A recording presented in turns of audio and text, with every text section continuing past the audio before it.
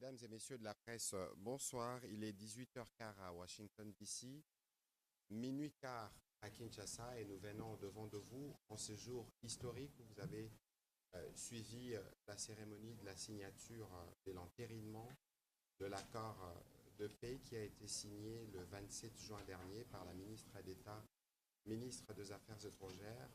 Vous savez que nous sommes ici, mais nous sommes totalement en compassion et en solidarité avec nos populations qui continuent de ployer sous les attaques de forces hostiles.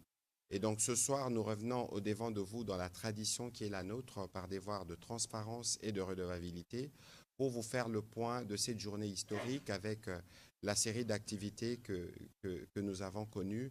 La première, évidemment, c'était la rencontre d'abord bilatérale entre le président de la République démocratique du Congo et son homologue américain, qui s'en est suivi d'une trilatérale. La ministre d'État, ministre des Affaires étrangères, avait assisté le président de la République dans ces discussions. Elle ne pourra peut-être pas nous donner les détails de ces réunions, mais elle pourra nous dire plus ou moins le tableau général du package qui constitue les accords de Washington. Vous aviez suivi en avril dernier, il y avait la déclaration de principe, il y avait l'accord proprement dit qui a été signé, mais à côté de cet accord, il y a ce qu'on appelle le cadre d'intégration économique régionale, parce que souvenez-vous de ce que nous disions lundi, le principe de l'accord de Washington, c'est de traiter principalement deux sujets, la sécurité et les sujets économiques. C'est à ce titre que nous avons le privilège d'avoir le gouverneur de la Banque centrale, mais ce n'est pas sous cette qualité qu'il interviendra au cours de cet exercice de redevabilité. Il sera là comme principal négociateur dans les cas de travaux pour la création du cadre d'intégration économique régionale. Ensuite, il y avait une double dimension dans les séjours, dans la visite du président de la République ici à Washington. Il y avait une dimension diplomatique avec l'accord, mais il y avait aussi une dimension bilatérale. C'est pour ça que nous avons le privilège d'avoir le vice-premier ministre, ministre de l'économie, qui a signé aujourd'hui, juste après la cérémonie des signatures des chefs d'État, l'accord de partenariat stratégique entre la République démocratique du Congo et les États-Unis d'Amérique. Voilà plus ou moins résumé les activités que nous avons eues aujourd'hui. Évidemment, nous allons donner premièrement la parole à la ministre d'État, ministre des Affaires étrangères, pour nous brosser plus ou moins l'esprit et les cas dans lesquels les discussions se sont tenues ce matin qui ont abouti à cet accord en présence de plusieurs chefs d'État africains tels que vous l'avez vu. Madame la ministre d'État, merci. C'est des journées marathon, évidemment. Heureusement que vous êtes une Amazone, comme j'aime bien vous appeler, par rapport à votre engagement sur ces fronts diplomatiques que vous copilotez avec le président de la République. Nous sommes à Washington, l'épilogue sûrement de ce que vous avez commencé déjà il y a plusieurs mois.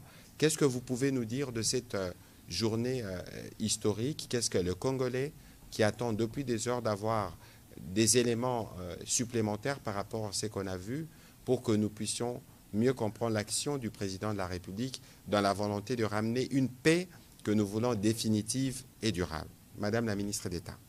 Merci beaucoup pour la parole. Merci. Bonsoir à tous et à toutes. Et évidemment, bonsoir à nos chers compatriotes qui nous suivent à Kinshasa, à Goma, Bukavu et dans toutes les autres parties de la République démocratique du Congo.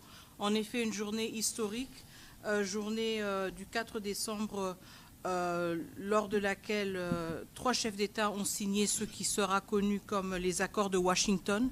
Ces accords qui, en fait, entérinent trois documents importants, à savoir la déclaration de principe qui avait initialement été signée le 25 avril, suivie de l'accord de paix qui a été signé entre la République démocratique du Congo et le Rwanda le 27 juin, et le cadre d'intégration économique régionale que nous avons signé aujourd'hui, 4 décembre. Donc, ces trois instruments constituent ce qui est connu maintenant comme les accords de Washington.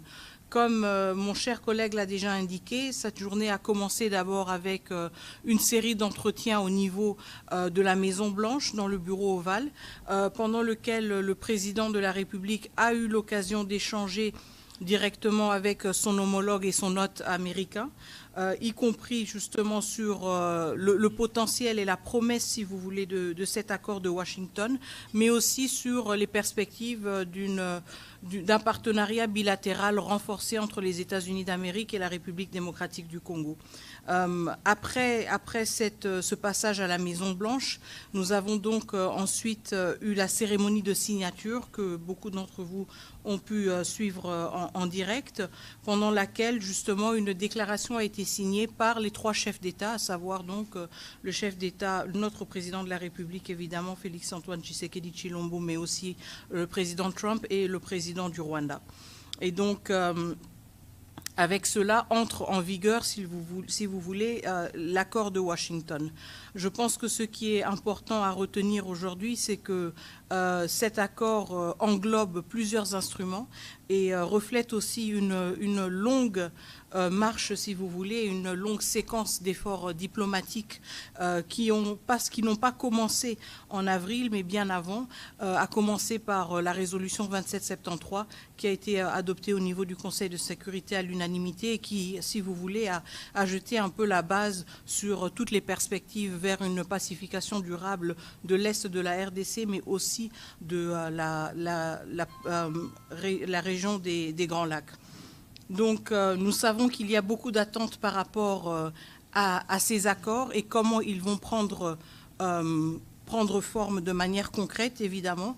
Nous sommes dans les premières heures après la signature, mais je pense que nous devons retenir quand même qu'il y a eu une forte mobilisation, surtout du côté des États-Unis d'Amérique, de voir comment ces efforts diplomatiques qui ont été menés pouvaient être couronnés par un document contraignant pour toutes les parties et qui va justement jeter les bases pour, nous l'espérons, une paix durable dans l'Est de la République démocratique du Congo, mais aussi de manière plus large dans la région des Grands Lacs et de cette manière aussi ouvrir la perspective vers une réconciliation des peuples, un rapprochement des peuples, mais aussi une plus grande intégration économique.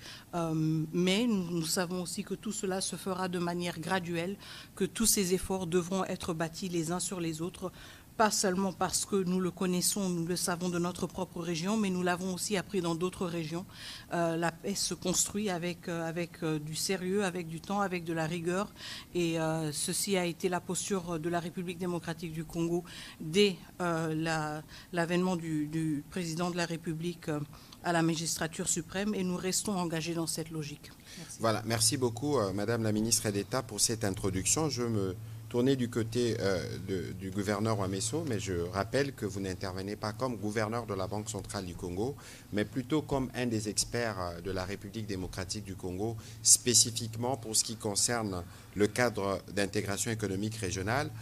Vous savez tous, l'accord, j'en parlais tout à l'heure, l'accord du 27 juin avait principalement 2 points, la question de la sécurité, mais aussi la question économique.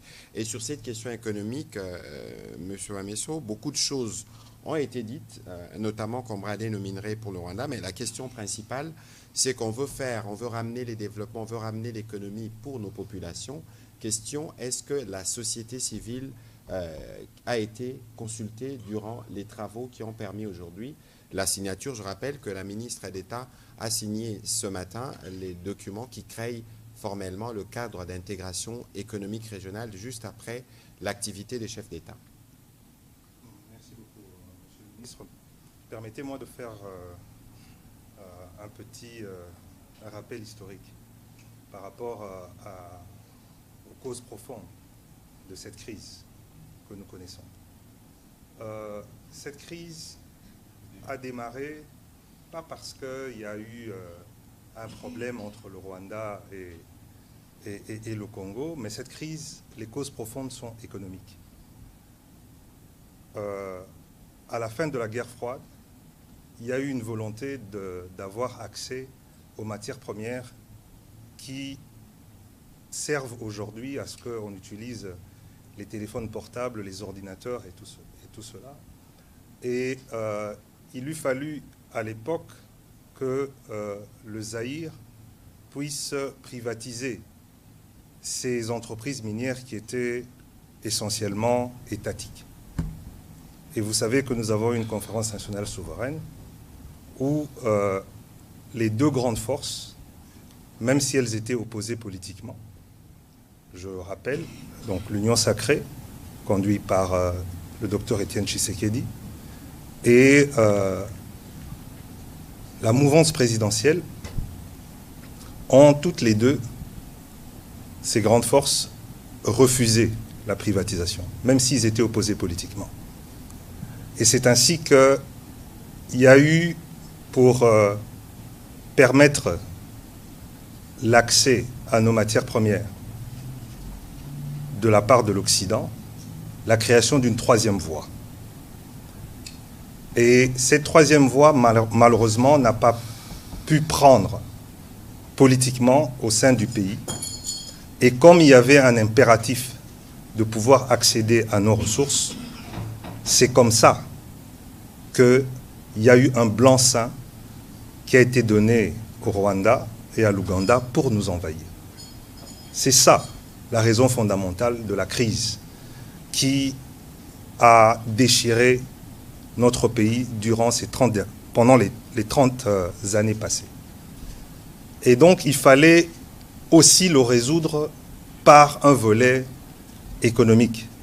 Pour résoudre ce problème-là, il fallait créer un cadre propice où, par rapport à cette économie passée, donc l'économie du numérique et l'accès à ces ressources, que les choses soient clarifiées de manière transparente, où on affirme la souveraineté de la République démocratique du Congo dans l'exploitation de ces ressources, et qu'on dise que s'il y a des matières de coopération entre les deux pays ou plusieurs pays de la région, que cela se fasse de manière transparente. D'où ce cadre d'intégration économique régionale, qui, au fait, repose essentiellement sur ce qui a été imaginé déjà dans le cadre de la CEPGL. Parce que ce cadre d'intégration régionale économique est basé sur l'énergie, infrastructure, agriculture, tourisme, mais on a rajouté maintenant un volet qui concerne les matières premières. Mais ça consacre aussi économiquement la fin d'un cycle, parce que l'économie fonctionne en fonction des cycles. Il y a des cycles qui sont plus ou moins courts et il y a des cycles qui sont plus ou moins longs. Et il y a la fin d'un cycle maintenant qui marque la fin d'une économie du numérique telle que nous l'avons connue hier. Et il y a un nouveau cycle qui démarre. Et ce cycle-là marque l'économie du futur, l'économie verte, où les mêmes matières premières stratégiques se retrouvent au Congo. Et c'est pour ça qu'il y a deux volets. On règle un problème du passé avec le cadre économique d'intégration économique régionale, et il y a un partenariat stratégique qui s'ouvre sur les nouvelles matières premières. Et là, c'est du bilatéral directement, alors que ça ne s'est pas fait par le passé, où on négociait nos matières premières sans nous. Ici, maintenant, ça se négocie directement entre la République démocratique du Congo et les États-Unis. C'est un grand tournant, mais on va en parler les jours, les semaines et les mois qui suivent. Maintenant, est-ce que la société civile a été consultée? Bien sûr que oui, la société civile a été consultée. Pas seulement la société civile, mais la majorité des entreprises occidentales et américaines qui étaient concernées par l'exploitation des matières premières qui se trouvaient dans la région des Kivu, région qui est concernée par le conflit qui dure depuis 30 ans. Et l'une des sociétés civiles phares qui a été consultée dans le cadre de ce cadre d'intégration économique régionale, c'est la Fondation Panzi. J'ai participé moi-même aux discussions. Il y avait Global Witness, il y avait Human Rights Watch, il y avait The Sentry, des organisations de la société civile qui ont toujours eu un regard très critique par rapport à ce qui se passe dans l'est de notre pays et qui ont emmené, au fait, leurs remarques pour que ce cadre d'intégration régionale économique se fasse d'une manière transparente, où les choses ne pourront plus échapper au fait aux populations locales. Et je dois préciser une dernière chose, c'est que ce cadre d'intégration économique régionale ne peut entrer en vigueur que s'il y a un retour total de la paix dans nos régions. Voilà. Voilà, merci. Monsieur le vice-premier ministre, ministre de l'économie, il y avait une dimension bilatérale durant cette mission du président de la République. C'est justement l'accord du partenariat stratégique entre la RDC et les États-Unis qu'on appelait il y a quelques semaines le deal. Qu'est-ce que vous pouvez nous en dire sommairement de ce qui a été convenu avec la partie américaine au sujet justement des opportunités économiques et des relations économiques qui doivent être dorénavant renforcées? Merci bien. Donc, je pense qu'il faut d'abord noter la symbolique. La symbolique, c'est que ce qui s'est passé aujourd'hui s'est passé à Washington, D.C. Et le résultat que l'on a vu aujourd'hui, c'est essentiellement aussi grâce à la détermination du gouvernement américain, de son président, le président Donald Trump. Comme vous avez bien dit en introduction, à part ce cadre ou ces documents qui ont été signés entre la République démocratique du Congo et le Rwanda, il y a également eu, juste après cette cérémonie, dans une autre salle, peut-être loin de la plupart des caméras, une cérémonie de signature de 2 autres documents. Le plus important ici, c'est de noter que la relation entre le gouvernement américain et le gouvernement congolais a pris une autre dimension. Nous avons signé un accord de partenariat stratégique. Qui dit partenariat stratégique dit un niveau élevé de confiance politique entre les 2 gouvernements, avec des objectifs de long terme qui s'alignent tant du point de vue des relations économiques que du point de vue des questions de défense et de sécurité. Jusque-là, les relations économiques entre nos 2 pays étaient régies par un accord de protection, de promotion et de protection réciproque des investissements, conclu en 1984. Donc on va donc dire qu'on est passé d'une catégorie à une autre, parce qu'on est aujourd'hui des partenaires stratégiques sur les questions économiques et de commerce, sur les questions de défense et de sécurité, sur des questions de sciences et de technologie, sur également des questions institutionnelles et de gouvernance. Et les questions institutionnelles et de gouvernance sont liées notamment à ce que nous envisageons de faire dans le domaine économique. J'ai tout à l'heure dit qu'un partenariat stratégique était l'illustration d'un niveau élevé de confiance politique, c'est-à-dire 2 États qui regardent dans la même direction et qui regardent loin en essayant d'aligner leurs intérêts ou en étant convaincus que leurs intérêts de long terme sont liés d'une manière assez profonde. Ici, ne nous voilons pas la face.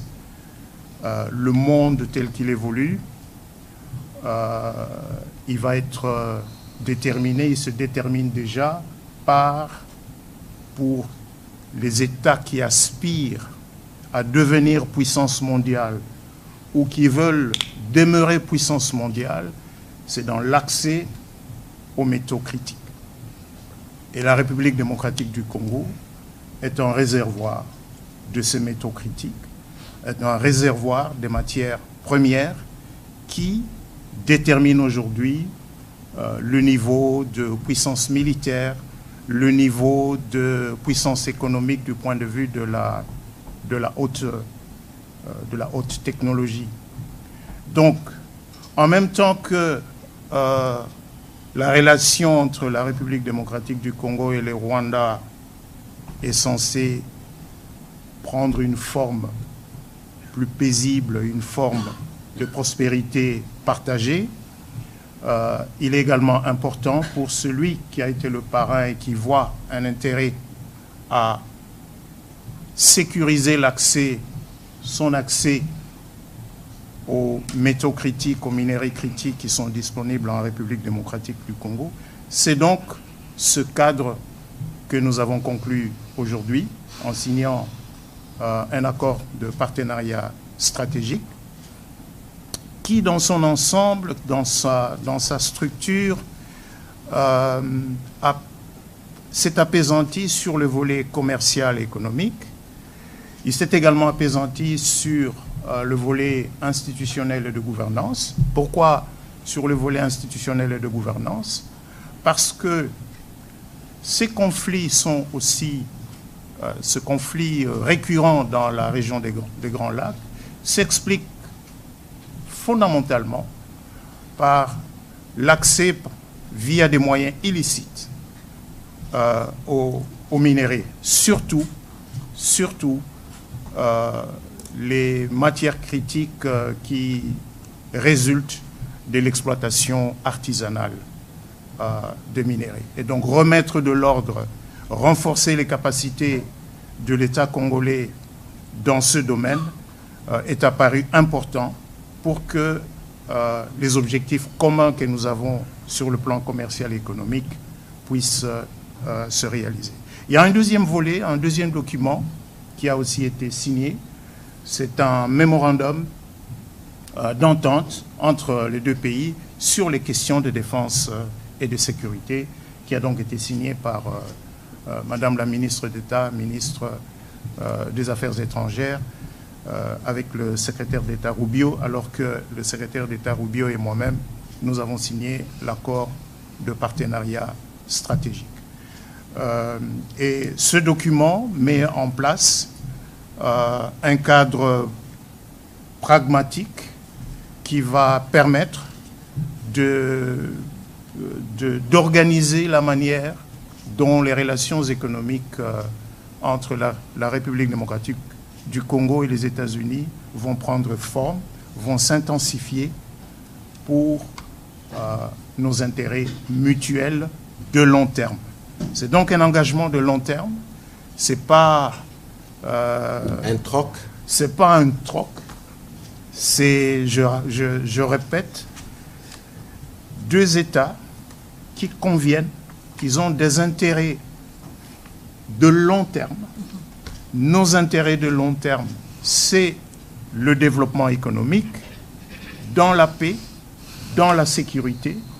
Les intérêts de long terme des États-Unis, c'est un accès aux ressources minérales qui sont disponibles dans notre pays, un accès qui ne prenne pas les formes actuelles de groupes armés qui pullulent effectivement et exactement dans les régions où sont disponibles les terres rares et les autres métaux critiques. Voilà, merci beaucoup, Monsieur le Vice-Premier ministre. On va prendre des questions, évidemment. On pourra répondre à quelques questions en anglais pour les journalistes qui peuvent poser des questions dans cette langue. Je souhaiterais que nous puissions être courts et précis dans nos différentes questions parce que nous avons encore malheureusement un agenda particulièrement chargé dans les cas de travaux qui se font ici. Je vais commencer par Willy Kalengai, s'il vous plaît. Par ici, s'il vous plaît.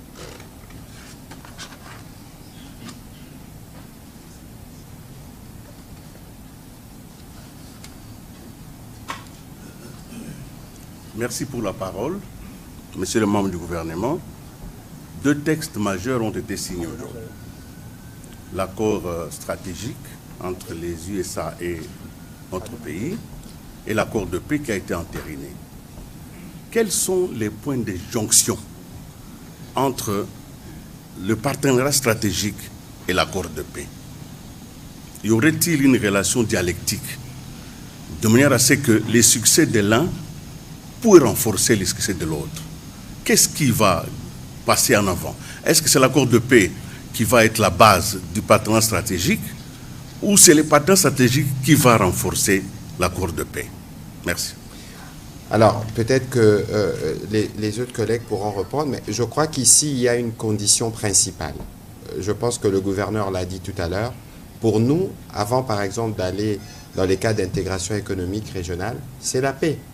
Le vice-premier ministre, peut-être qui rebondira dessus, l'a dit aussi. Il a parlé du contexte de groupes armés.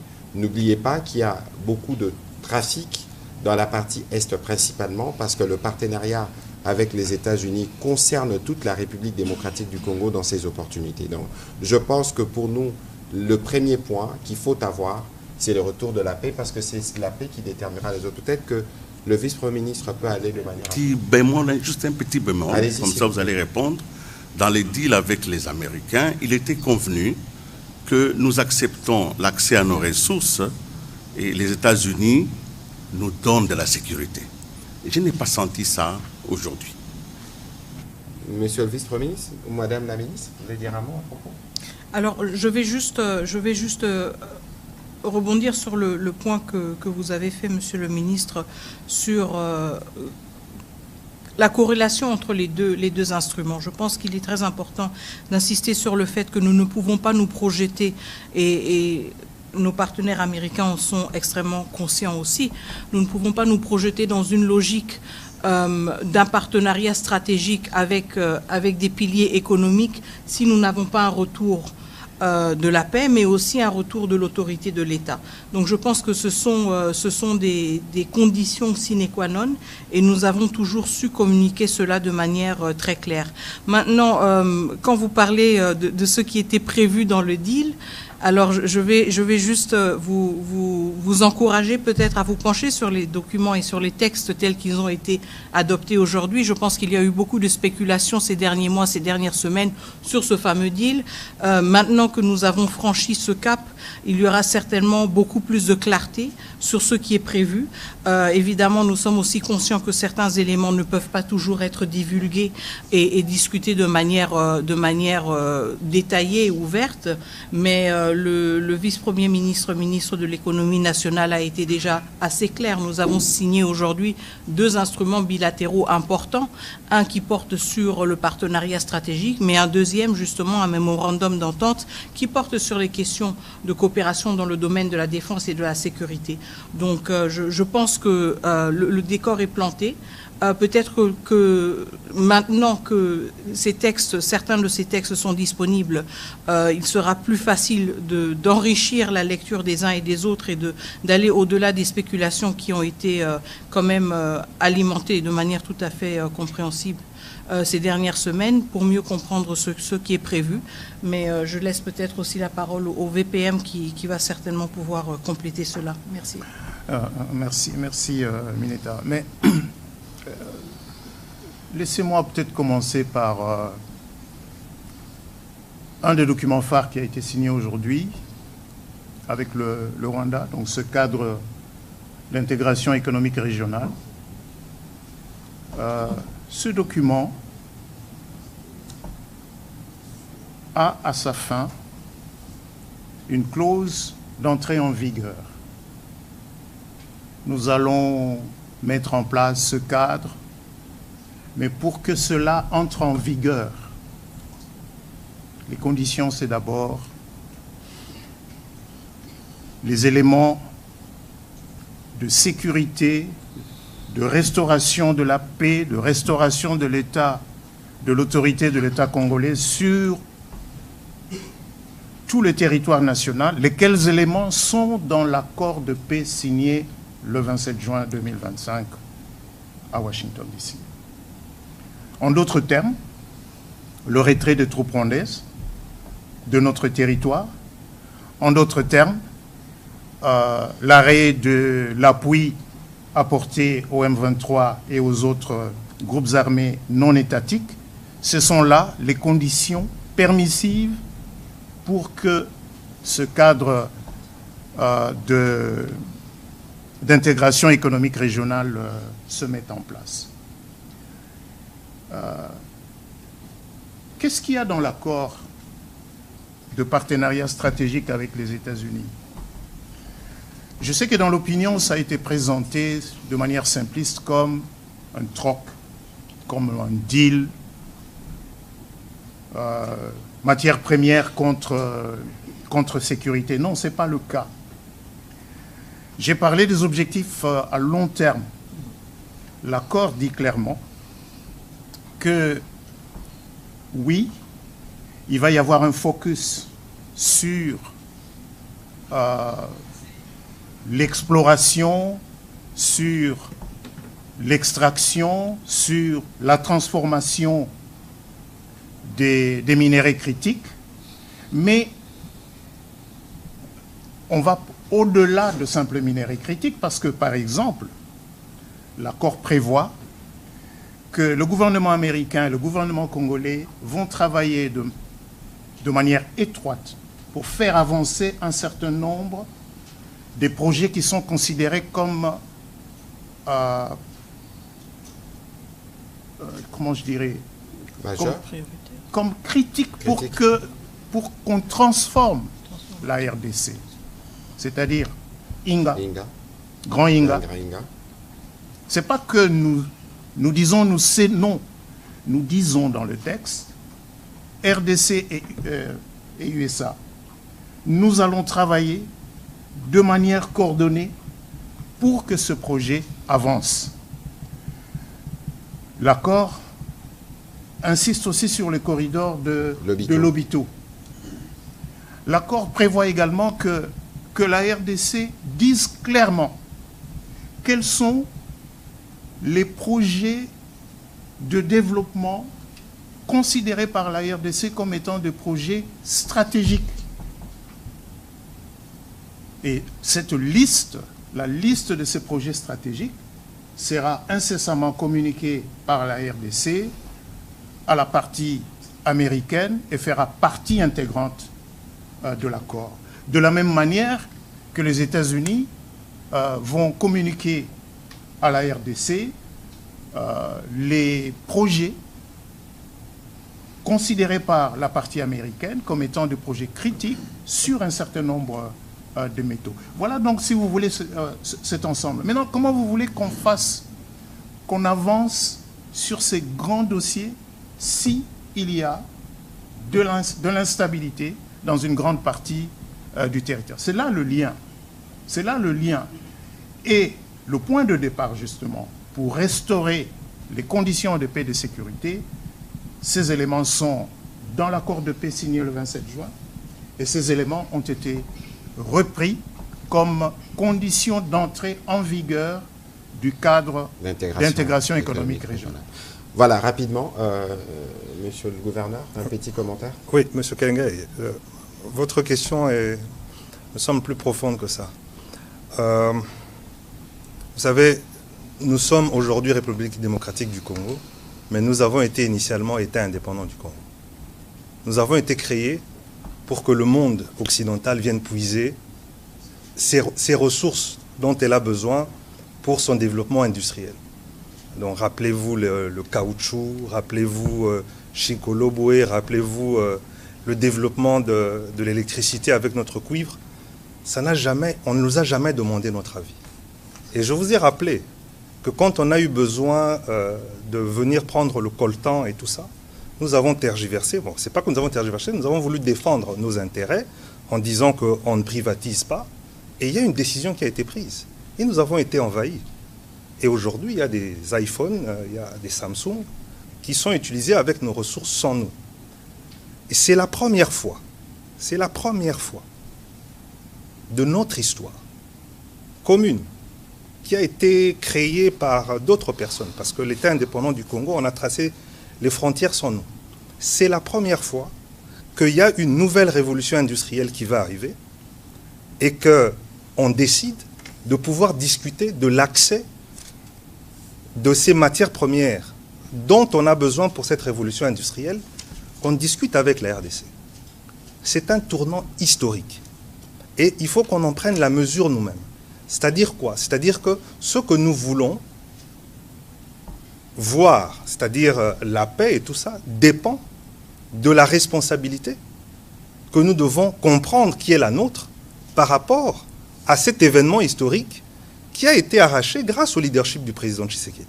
C'est une première historique que pour avoir accès à nos ressources, pour développer une industrie mondiale, faire une révolution industrielle, on vient discuter de ça avec le Congo et qu'on signe des accords avec les Congolais. C'est très, très important. Alors, merci de ce rappel. On va prendre la question de Madame Elena. Ensuite, on prendra... please, go to the microphone. Et ensuite, on prendra les questions en série pour faire une économie de temps, vu qu'il y a 4 intervenants. Si chaque intervenant doit faire un commentaire, vous comprenez que nous devons gérer un peu plus le temps.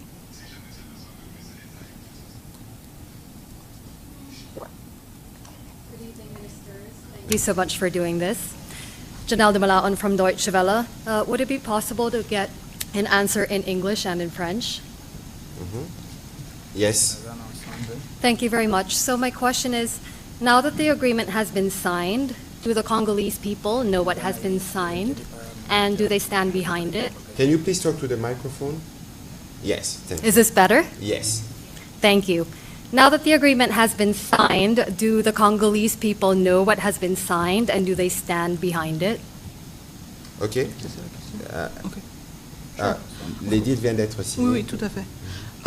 I mean, obviously, there's been a lot of talk about the agreement, and our president has been very transparent about the principles that would be guiding it. When we're talking about the signature today, again, we have to remind ourselves that this is an agreement that is built on different milestones that have been passed over the past months and weeks. And so, of course, there is always a need to communicate and to continue communicating about the different elements that constitute the Washington Accords. But do the Congolese people stand behind it? I believe so, of course, because this is our pathway to peace. This is our pathway to long-lasting peace and to peaceful cohabitation also with our neighbors.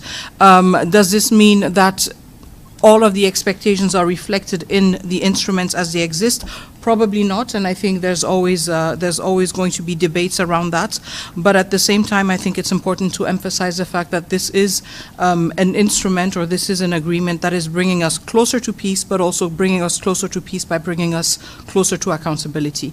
Donc, juste pour répondre rapidement à la question qui était de savoir si, maintenant que l'accord a été signé, s'il est connu par la population congolaise et si le peuple congolais appuie cet accord. Alors, est-ce qu'il est connu? Encore une fois, je reviens sur mes mots d'introduction initialement et le fait que j'ai insisté quand même sur les éléments qui constituent cet accord. Donc, il s'agit de plusieurs documents et instruments qui ont été signés ces derniers mois.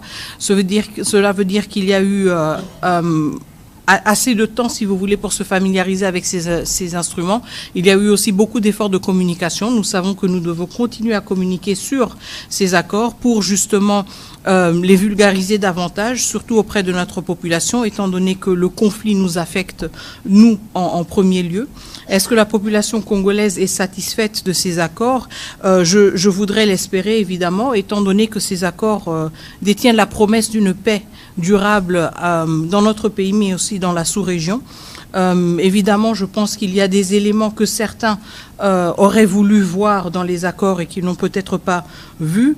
Je pense qu'il y aura toujours des débats, il y aura toujours des attentes qui n'ont peut-être pas été matérialisées, mais en même temps, nous devons nous rappeler que c'est un accord qui nous rapproche de la paix, pas seulement à cause des promesses et à cause des différents éléments qu'il contient, mais à cause du caractère contraignant qui le caractérise. Merci. Voilà, merci beaucoup. On va prendre la question. Yes, please go quickly then. All right. Of course, the U.S. administration is interested in critical minerals. Is there going to be a problem accessing these minerals if those areas where those minerals are controlled by rebels? Thank you. C'est bon, toujours? Ouais. I mean, obviously, again, we are emphasizing the correlation, and I think the Vice Prime Minister, Minister of Economy, was very clear about that. We are emphasizing clearly the correlation between economic opportunities and opening up opening up our landscape, if you want, to different investors and security and the ability to do so in certain areas. So there is a strong link between the two, and this is why we insist on building resilient and strong, robust strategic partnerships, but also partnerships that are cognizant of the complexity of the context. We cannot project ourselves in a future whereby partners can benefit or access our natural resources when issues such as the safety of our people are not addressed. And this is fundamental to any perspective of economic activity in the areas that are currently occupied by rebels. So obviously these elements go hand in hand. The return of state authority is a precondition to any economic, successful economic venture or enterprise. Ok, merci. On va prendre la question de Michael Cavana et puis je vais demander à Peter Tiani de se préparer. Allez-y, s'il vous plaît.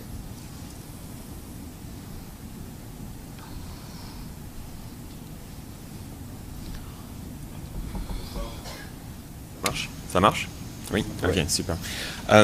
Trois petites questions. Les rebelles M23, est-ce qu'ils approchent la ville d'Uvira et que disent le président Kagame et Trump à ce sujet, que le combat continue? Deuxièmement, le partenariat stratégique mentionne une liste de projets stratégiques désignés, n'est-ce pas? Quels sont ces projets? Et le partenariat aussi mentionne une réserve stratégique de minéraux et comment est-ce que ça va fonctionner? Merci. Voilà, sur la question du partenariat, le vice-premier ministre Moukoko pourra y répondre. Quand je commençais ces briefings, j'ai commencé par dire justement que nous le faisons, nous sommes totalement en solidarité avec nos populations qui pourraient sous de bombes. Je pense que cette question, peut-être que la ministre d'État pourra dire un peu plus à ces sujets. Je rappelais que pour nous, la définition de la paix que nous voulons avoir, passe par le retrait de troupes rwandaises et par la cessation de toute forme de soutien au M23. Il est clair que les événements que nous avons notés ces derniers jours nous ont éloignés de la perspective de la paix qui est ressortie du 27 juin parce que des attaques ont été multipliées contre le civil. Et je pense qu'à l'occasion de la discussion qu'il y a eu avant que l'accord puisse être signé, le président Trump, évidemment, a eu l'occasion d'écouter le président Tshisekedi à ses propos. Peut-être que la ministre d'État peut nous faire un petit commentaire de ce qui a été, de cette question qui a figuré dans les entretiens, parce que vous avez suivi le président Trump lui-même dire qu'il y a, dans 72 heures, il doit y avoir des choses qu'on verrait sur le terrain.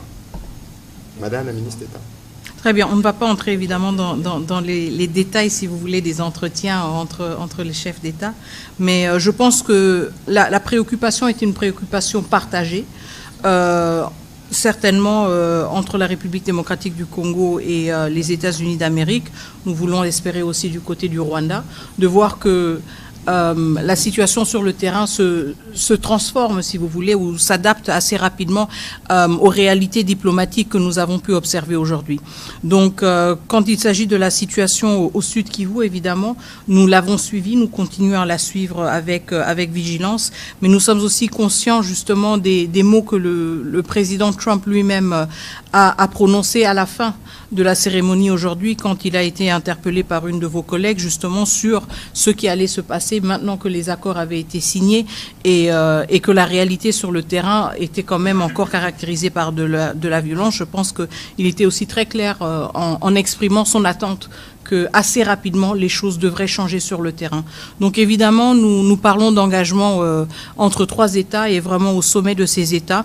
Et des engagements fermes, je pense une détermination ferme aussi à voir comment les choses peuvent rapidement changer et nous le suivons avec intérêt. Nous savons que du côté de la République démocratique du Congo, nous n'allons ménager aucun effort pour que les choses se transforment ou changent assez rapidement sur le terrain. C'est quelque chose à suivre et je pense que nous devons retenir que tout le long de ce processus, nous sommes maintenant arrivés à un point où il s'agit de chefs d'État qui prennent la parole, plus de ministres, chefs d'État qui engagent, et je pense que nous avons une attente tout à fait légitime qu'à ce niveau de décision, il y ait des changements rapides au niveau du terrain. Voilà, Monsieur le Vice-Premier ministre, je rappelle que l'accord de partenariat stratégique est déjà public, donc les gens peuvent le consulter. Vous parliez tout à l'heure de Lobito, vous parliez de Inga. Il y a une question spécifique qui est revenue sur, il y a une liste de projets qui est annexée. Je pense que vous y avez déjà plus ou moins répondu. Oui, effectivement. Il faut noter que l'accord de partenariat stratégique a mis en place un dispositif qui va vraiment donner de la cadence à cette relation. D'abord, il prévoit qu'un comité de pilotage conjoint va être est créé. Il est créé dans l'accord. Sa composition est définie dans l'accord de deux côtés, avec deux coprésidents. Du côté américain, le département d'État, et du côté congolais, ça va être le ministre le plus préséant entre les 4 ministres qui ont donc été identifiés, dans l'accord. Et sur la question des projets stratégiques du point de vue de la RDC, laissez-moi dire que Inga et Lobito ressortent comme des pans à part, à cause justement de l'importance stratégique de ces deux initiatives. Mais l'accord prévoit que la RDC communiquera via le comité de pilotage conjoint la liste de projets stratégiques. Quand on parle de projets stratégiques ici, il ne s'agit pas nécessairement de projets dans le secteur minier. Ça va toucher aux routes, ça peut toucher aux ports, ça peut toucher aux chemins de fer. Il va revenir au gouvernement de la RDC d'identifier ces projets stratégiques et de les communiquer. De la même manière, l'accord prévoit également que le gouvernement américain ait accès à des réserves minières stratégiques et il va donc revient à nous, RDC, de communiquer les concessions qui sont libres. Les concessions qui sont libres, et la liste de ces concessions sera communiquée toujours via le comité de pilotage conjoint. Et l'accord a bien défini quand est-ce que ce comité se met en place, avec quelle cadence il va travailler, de manière à ce que l'accord ne soit pas lettre morte, mais qu'il vive dans le long terme, parce qu'il n'a pas été conclu uniquement pour régler un problème de court terme. Il a vraiment été conclu pour bâtir une relation de long terme entre les deux pays. Voilà, merci. On va prendre les questions de M. Peter Tiani, puis on prendra 3 ou 4 pour terminer, parce que nous avons d'autres engagements. Vous allez prendre votre question, mais s'il vous plaît, nous irons par une question. Ce serait une étape comme ça, on en prendra les maximums. Allez-y, s'il vous plaît. Merci, Monsieur le Ministre. Peter Tiani, pour le compte de Perfect Télévision. Je vous félicite d'abord, vous remercier pour l'exercice de redevabilité, pardon. Pour l'exercice de redevabilité.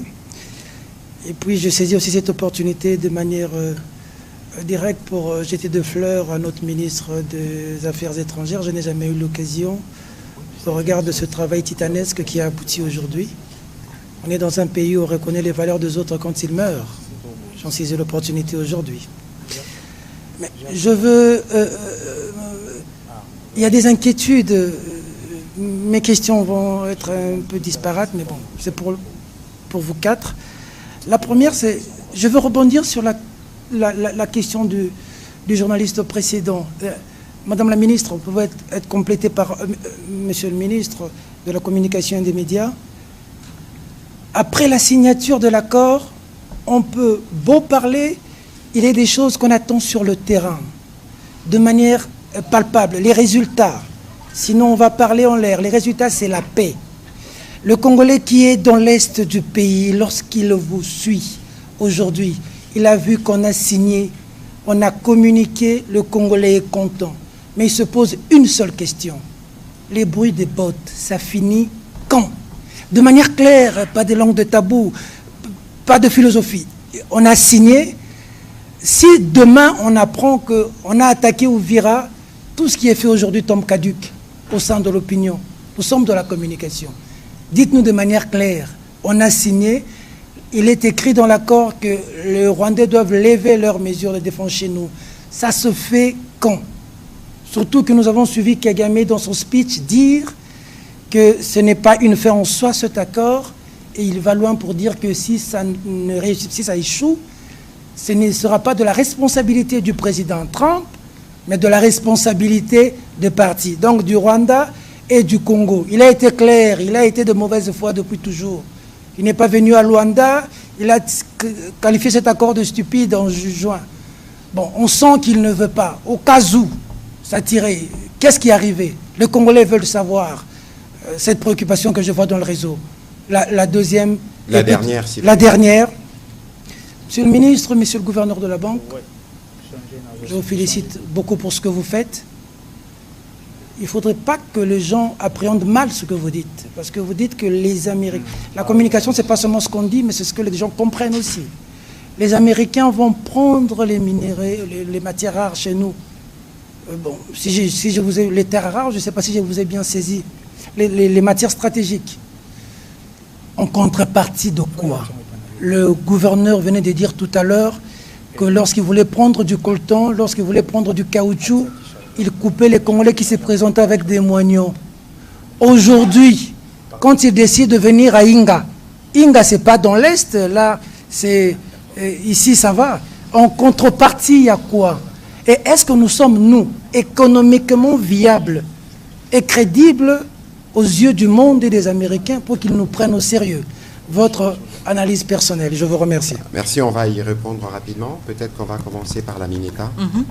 Alors, évidemment, nous sommes conscients de l'attente tout à fait légitime de nos compatriotes à travers la République démocratique du Congo, mais en particulier dans les zones occupées, que cet accord se traduise très rapidement dans un changement des conditions et un retour à la paix. Alors, en termes de ce qui devrait se faire dans l'immédiat, évidemment, le premier pas serait un cessez-le-feu. Je pense que ça, ce serait un indicateur clair que les partis... un indicateur clair qui illustre l'engagement des partis, mais s'il y a, si vous voulez, une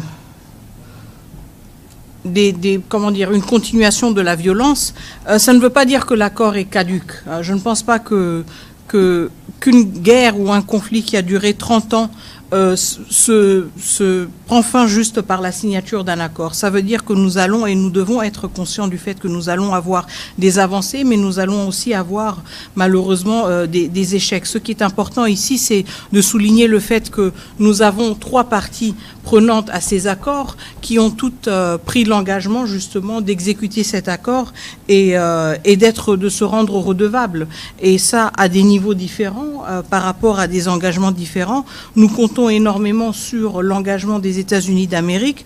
Le président de la République a été très clair là-dessus. Après 30 ans, combien de présidents américains sont passés sans pour autant s'engager avec autant de moyens diplomatiques et autres que le président Trump. Donc je pense que nous avons tous un intérêt à ce que cette guerre prenne fin et que même au premier, si vous voulez, au premier défi ou à la première... au premier, je ne veux pas dire échec, mais au premier défi, on ne jette pas cet accord, si vous voulez, à l'eau, mais on continue justement à se battre pour une redevabilité, pour une exécution de l'accord. Si c'était si facile de mettre fin à une guerre juste en signant un accord, nous n'en serions pas là 30 ans plus tard. Donc il s'agit d'un engagement continu qui doit être maintenu par toutes les parties prenantes et nous en sommes conscients. Nous allons faire notre part des choses et justement continuer aussi à insister sur une redevabilité de tous les acteurs. Voilà, pour compléter rapidement ma collègue, je vous lis ce que le secrétaire Rubio, donc le collègue de la MINAFET, a dit à ses propos aujourd'hui. Il y aura... we have an agreement. Nous avons un accord et l'accord doit vivre. l'accord doit être implémenté. Vous pouvez signer un accord, signer des documents, mais vous devez être sûr que cela s'applique. Comme dans toute guerre, dans tous les conflits, la route vers la paix, vous pouvez avoir des up and down, donc des hauts et des bas, et il y aura des stop and the start. Et puis il rajoute, il dit, mais maintenant, nous avons un engagement au plus haut niveau de 2 gouvernements avec les chefs d'État sur des questions spécifiques qui doivent arriver. Maintenant, nous devons nous assurer que ces choses arrivent.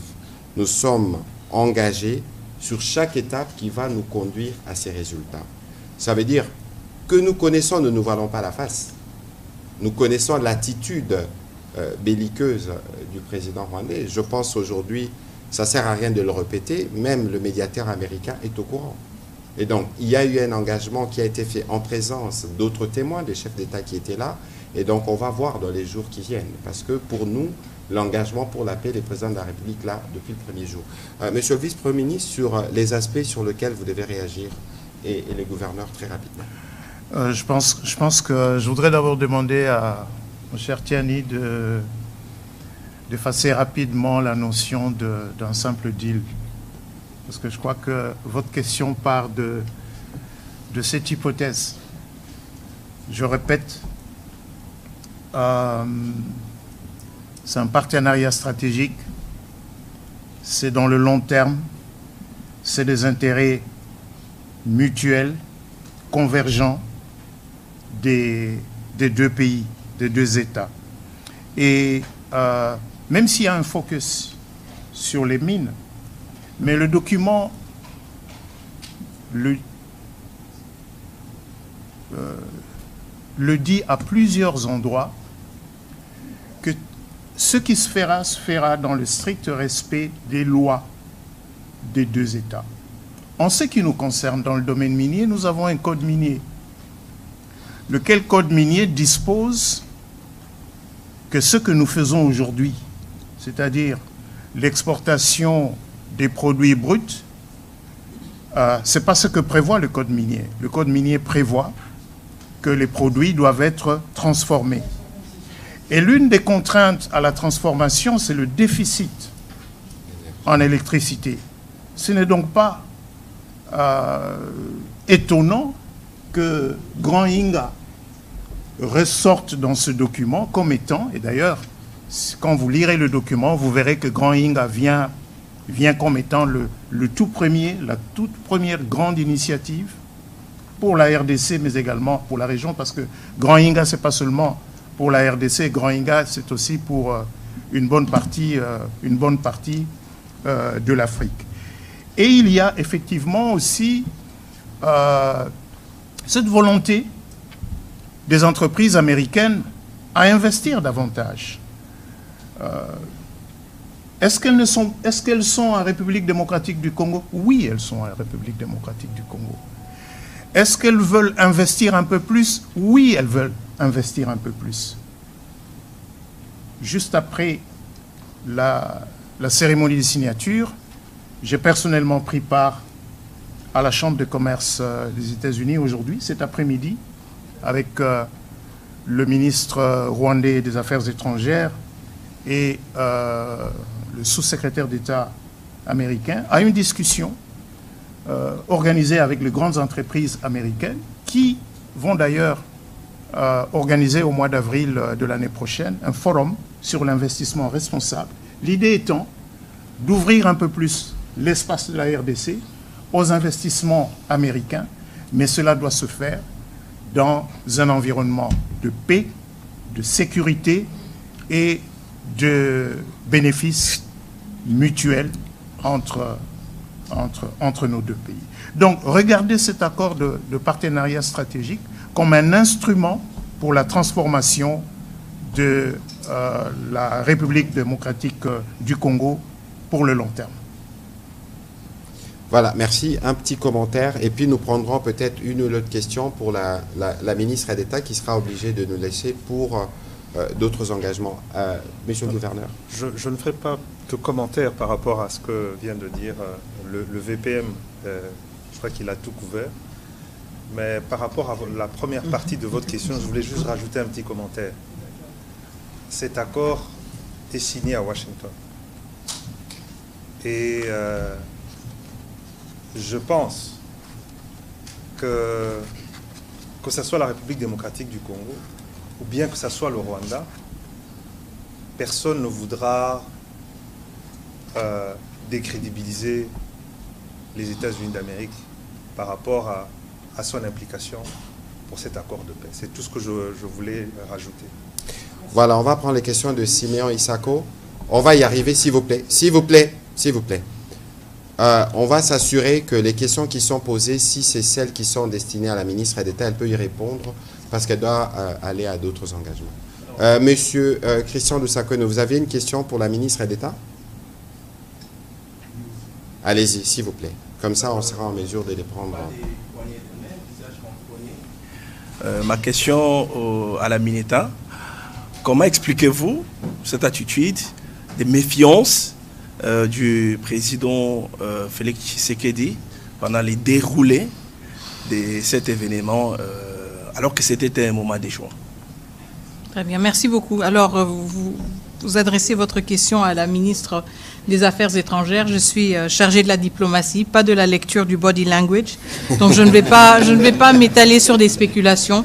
Je pense que ce que nous devons retenir aujourd'hui, ce sont les actes concrets qui ont été posés, à savoir la signature de l'accord.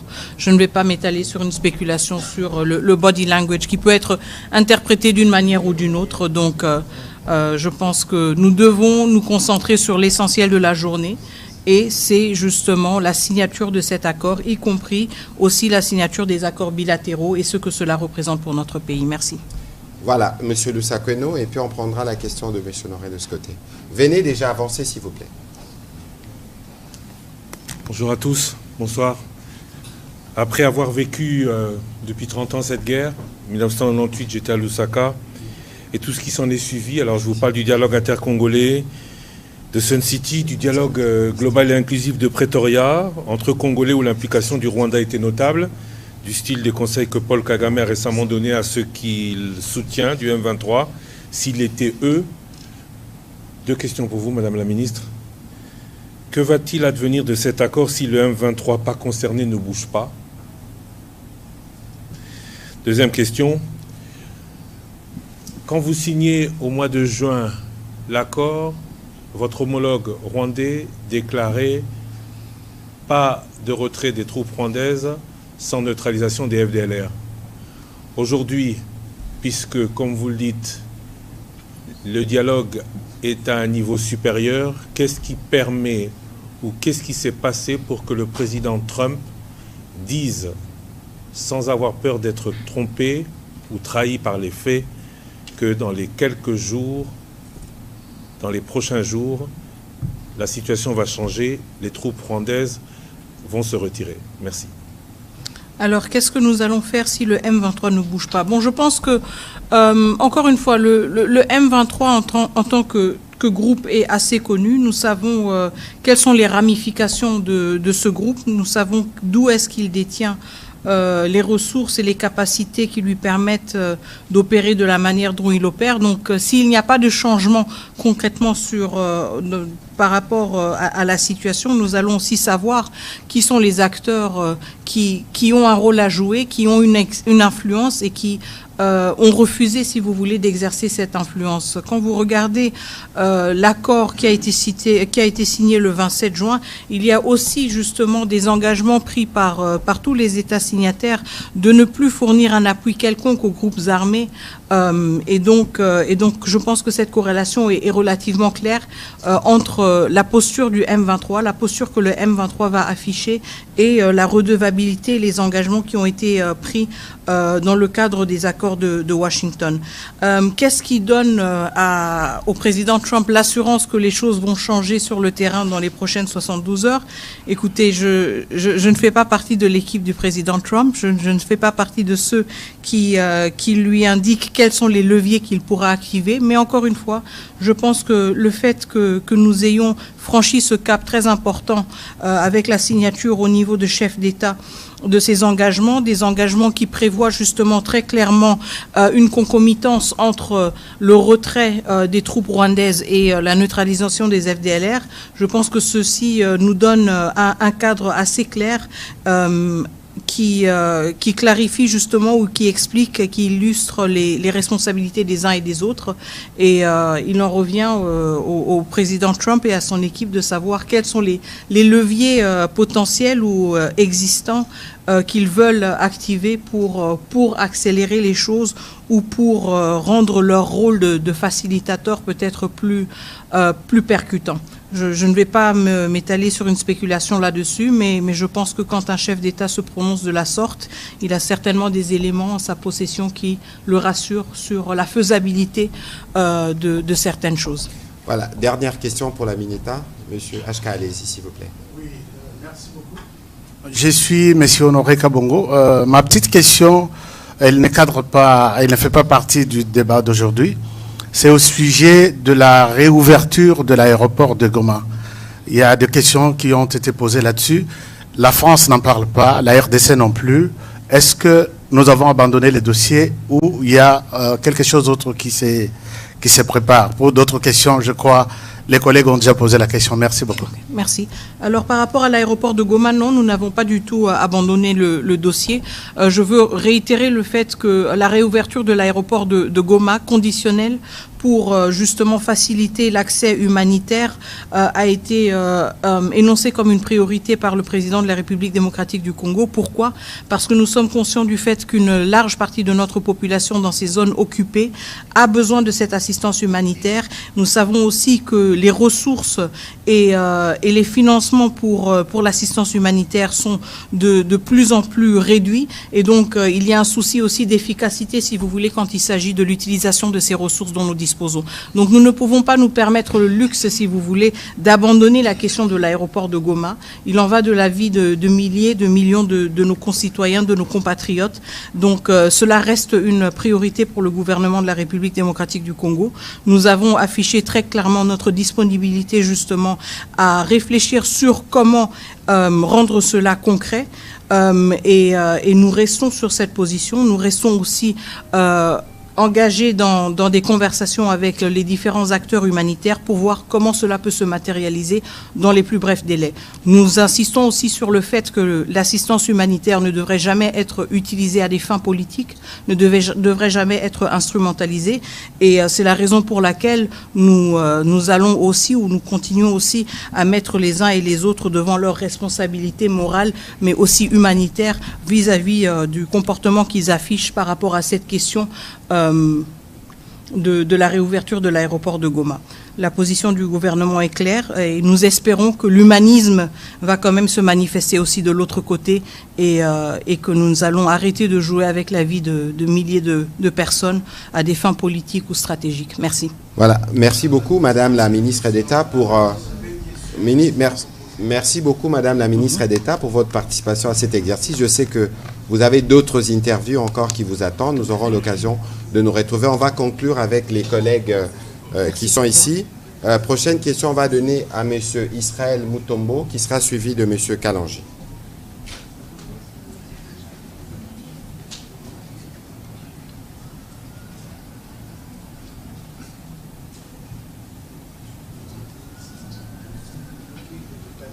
Parole, Monsieur le ministre de l'Économie.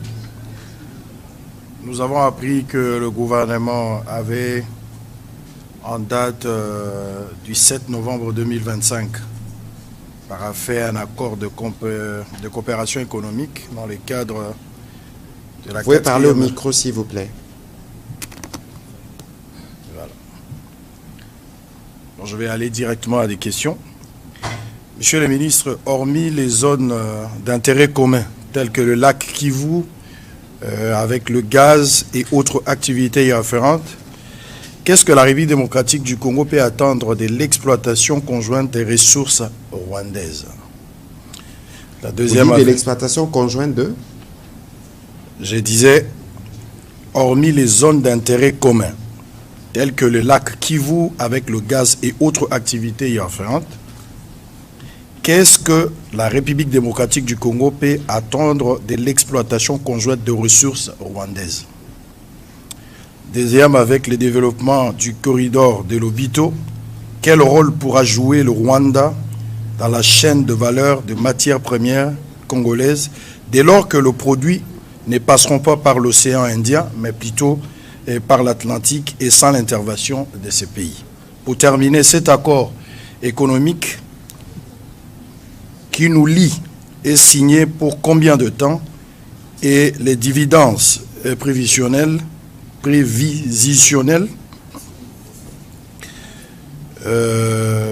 les dividendes prévisionnels du Rwanda peuvent être estimés à combien?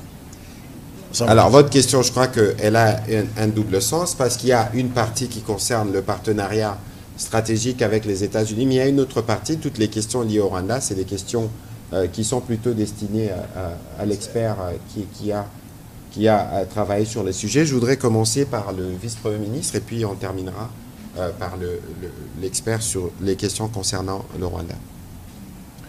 Bien, je pense que j'étais moi-même un tout petit peu perdu parce que je voyais qu'il y avait à la fois des aspects liés au cadre d'intégration économique régionale et d'autres liés donc à l'accord de partenariat stratégique, bien qu'il y a des liens, bien sûr. Hein. Il y a des liens entre les deux. Mais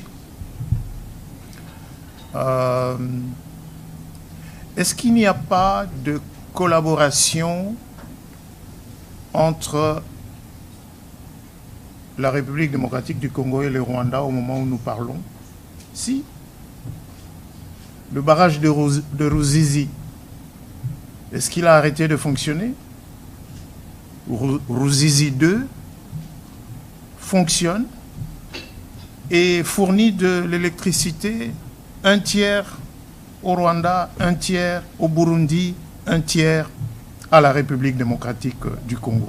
Au moment où nous parlons, il y a un projet de Ruzizi 3, 206 mégas, c'est-à-dire, c'est quoi 206 mégas, ça va faire à peu près 5 fois à peu près la capacité de Ruzizi 2. Le projet se monte, les bailleurs de fonds n'ont jamais quitté ce projet.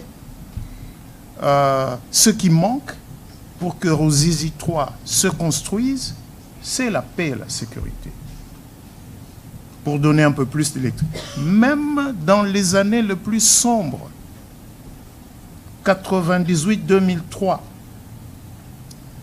ces investissements-là, ces infrastructures-là, ont continué à fonctionner. Et je pense que le gouverneur Wameso a touché un mot là-dessus lorsqu'il est intervenu. Ce qui ressort du cadre d'intégration économique régionale, c'est le fait, en fait, de reconnaître que ce fut une erreur de la part de ces États voisins d'avoir voulu tuer la CPGL. Parce que ce qu'on essaye de recréer aujourd'hui, c'est ce que la CPGL avait voulu mettre en œuvre pour une prospérité partagée dans la région des Grands Lacs. Quels sont les secteurs qui ressortent dans ce document? Le premier secteur qui est cité, c'est l'énergie. C'est l'énergie. Ces matières premières qui sortent aujourd'hui par des réseaux clandestins, elles ont besoin d'être transformées dans la région. Pour qu'elles soient transformées dans la région, il faut un peu plus d'électricité dans la région. En fait, le seul élément nouveau qui apparaît dans le document signé par notre collègue des Affaires étrangères ce matin, c'est les ressources minières.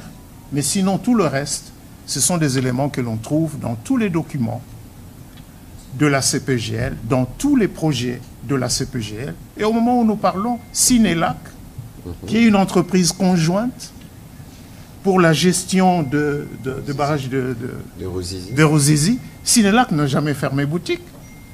Sinelac continue à fonctionner.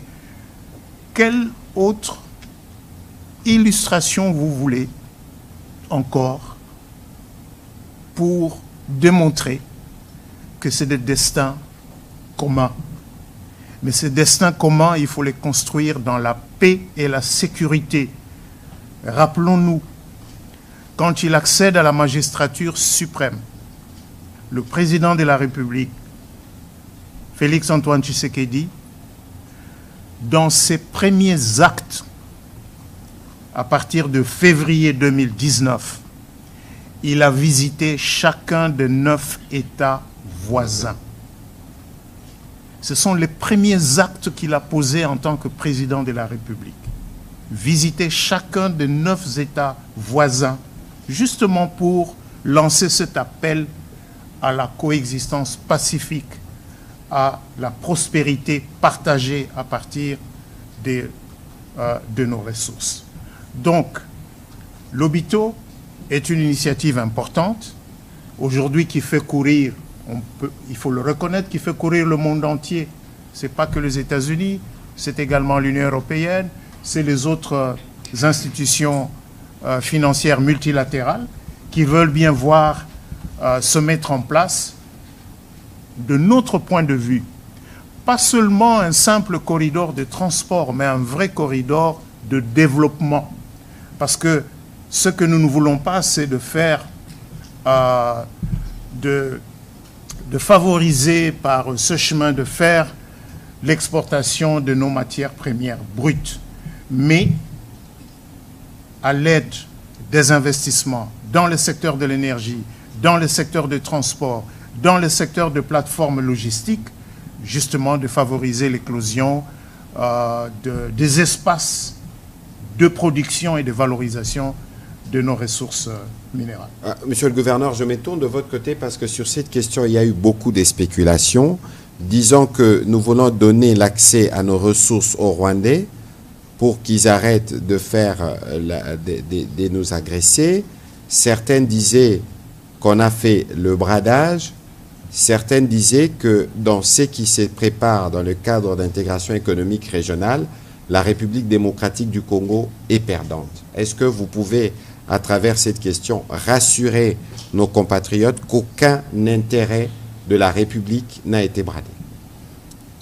Bon, je crois que c'est toujours ça la spéculation quand on parle de la RDC.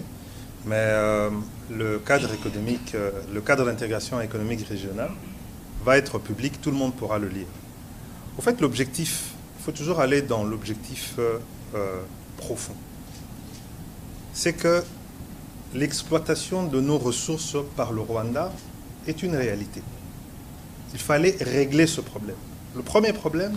De manière illicite, il faut préciser. Bien sûr. Par les réseaux de proxy bien et sûr, les trafiquants. Le pillage par la guerre, je l'ai expliqué ici, c'est que cette guerre, la raison fondamentale de la guerre, c'était piller nos ressources pour fournir, au fait, l'industrie du numérique, pour faire court. Alors, le cadre d'intégration économique régionale affirme d'abord une chose, la souveraineté de la RDC sur ses ressources. Pourquoi? Parce que pour créer une chaîne d'approvisionnement qui a une autre chaîne d'approvisionnement alternative à la place de ce qui a fonctionné pendant plus de 30 ans avec le Rwanda, il nous faudra du temps. Donc il faut d'abord faire en sorte qu'un produit qui vient du Congo soit estampillé Made in Congo, même si il devrait passer par le Rwanda, ce qui n'est pas le cas aujourd'hui. Le cadre d'intégration régionale économique le garantit. Deuxième chose, on garantit à chaque pays de pouvoir développer lui-même ses propres industries minières, de pouvoir transformer chez lui. C'est garanti. Et on dit ceci, si les deux pays trouvent des zones ou bien des terrains d'entente pour des développements communs, ils peuvent le faire. On ne dit pas qu'ils doivent mutuellement travailler mutuellement, non. Ce n'est pas une obligation, c'est écrit noir sur blanc. s'ils ont ils trouvent des opportunités de développement commun, ils peuvent le faire. On ne peut pas le refuser. Puisque, encore une fois, avant 45, entre 40 et 45, vous ne pouviez pas dire aux Allemands et aux Français qu'ils pouvaient faire des projets communs. Après, ils ont fait tout ce qu'ils ont fait ensemble jusqu'à faire l'euro. Donc, on ne peut pas préempter de ce qui va arriver dans l'avenir. Mais il faut le construire aujourd'hui. Et donc, c'est pour cela qu'on protège ce cadre de travail, mais en affirmant notre souveraineté sous on va dire, l'umbrella des États-Unis. Deuxième chose, pourquoi on insère l'Obito dedans? D'ailleurs, ça ne venait pas de nous, je dois vous dire ça, c'était un souhait des États-Unis. Pourquoi? Parce que les voies d'évacuation naturelles des produits qui iraient par le Rwanda, c'est par où? C'est l'océan Indien. Et l'océan Indien, c'est où? C'est la Chine. Donc, il fallait faire en sorte que dans l'intérêt des Américains, qui sont les parrains de ce cadre d'intégration régionale économique, qu'on puisse avoir la possibilité de pouvoir développer une chaîne d'approvisionnement qui passe par l'Ouest. Parce qu'on ne sait jamais, les terres rares, c'est le Maniema. Et il y a un projet de route ou même de chemin de fer qui quitterait le Katanga, qui remonterait jusqu'au Maniema. Et il y a un projet de route qui descendrait de Bukavu, Uvira, Kalemi, pour descendre aussi vers le Katanga et rejoindre le corridor de l'Obito. Donc c'est inverser la tendance, faire en sorte que le Kivu, qui est quand même riche en richesse, ne soit pas tourné vers l'Est, mais aussi vers l'Ouest. Donc vous comprenez la logique, mais je le redis encore. Tout ceci ne pourra fonctionner qu'avec notre sérieux. C'est quand nous allons nous montrer des partenaires sérieux. Et moi, je le dis vraiment sans langue de bois. Ils ont expérimenté pendant 30 ans une coopération sur nos matières premières avec le Rwanda. Ça a fonctionné. Vos iPhones ici, vos Samsung, le coltan vient de chez nous, ça passe par le Rwanda, mais ça approvisionne les usines qui produisent les téléphones portables qui sont vendus au monde entier, y compris à nous les Congolais. Donc si nous voulons entrer dans un partenariat stratégique sérieux avec les Américains, il faudrait qu'on se montre sérieux nous-mêmes et que nous puissions, comme on dit ici, we need to deliver. Nous devons montrer que nous sommes capables de pouvoir approvisionner les chaînes, approvisionner de manière optimale, les approvisionner de manière optimale en matières premières stratégiques dont ils ont besoin pour leur économie. Maintenant, je veux revenir à ce que vous avez dit par rapport... Les sérieux, c'est ce que nous mettons avec le président. Est-ce qu'on va venir puiser? Je crois que le VPM a répondu de manière... mais non, ça sera, comme dit le président, du win-win. C'est-à-dire que vous venez avec votre entreprise, vous avez un gisement et vous allez respecter le code minier et vous allez faire des joint ventures, quitte à le faire avec Gécamine ou avec Sakima, ou avec... Ça va vraiment fonctionner de manière... Et ça sera tout à fait transparent. Et vous savez, la transparence, c'est d'abord quelque chose qui est lié à l'éthique des affaires au niveau des États-Unis. Tout va être publié. Vous avez vu tout ce que nous avons signé. Puisque ça a été signé aujourd'hui, il y a une obligation légale. Avant 17 heures, tout était rendu public. Donc, tout va être transparent. Et je voudrais finir par autre chose. Dans le cadre d'intégration régionale économique avec le Rwanda, vous savez qu'il y a les normes de l'ITIE dont ils n'étaient pas... ils n'ont jamais voulu... Voilà, ils n'ont jamais voulu accepter l'ITIE. Mais dans le cadre de ces négociations, nous les avons obligés. Pourquoi? Parce que avec la signature de se conformer à l'ITIE, ils doivent faire un effort supplémentaire de traçabilité qu'ils ne faisaient pas. Vous savez qu'ils prenaient les matières premières en RDC, ça arrivait au Rwanda et ça entrait dans du packaging et c'était estampillé. Alors que maintenant, avec le processus de l'ITIE, cette pratique va devenir de plus en plus difficile. On doit savoir de quel trou ça sort. Voilà, exactement. Voilà, merci. On va terminer. On va prendre les 3 dernières questions, s'il vous plaît. Monsieur Kalanji, Monsieur Moubenga, avant c'est Gardidiana, allez-y. Venez, s'il vous plaît, vous poserez les 3 questions en série. On va terminer par vous, s'il vous plaît. Allez-y, Gardidiana, s'il vous plaît. Allez-y. Pour la question, je veux poser 2 questions très directes. D'abord au VPM. VPM, prière de noter, nous répondons à une série pour terminer.